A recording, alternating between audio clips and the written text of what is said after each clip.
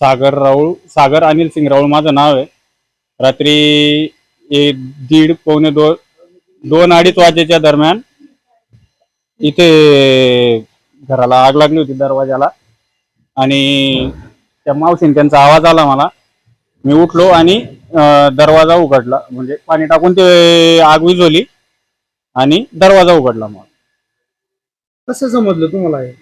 त्या मावशीने त्यांचा आवाज येत होता रात्री ओरडण्याचा. तुम्ही दरवाजा उघडून बघितलं काय झालंय, तर घराला आग लागली होती दरवाजाला.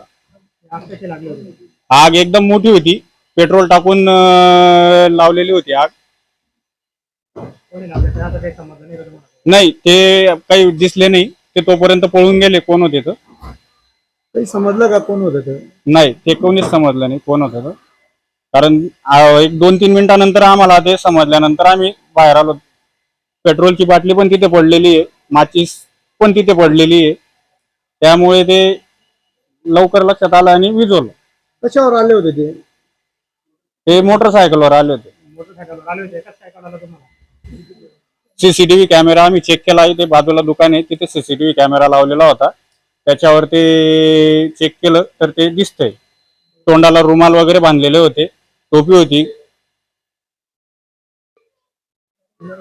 गाडी बिना नंबर प्लेटची होती. चौकशी करून बघितलं तर ते ओळखू आले नाही. तुम्ही कुठे राहता? मी ते शेजारी माझं घर आहे. मी बाजूला झोपलेलो असल्यामुळे मी लगेच उठून दरवाजा उघडला आणि बाहेर आलो. लागलेली आग मग तुम्ही विझवली? हो, मी स्वतः विझवली.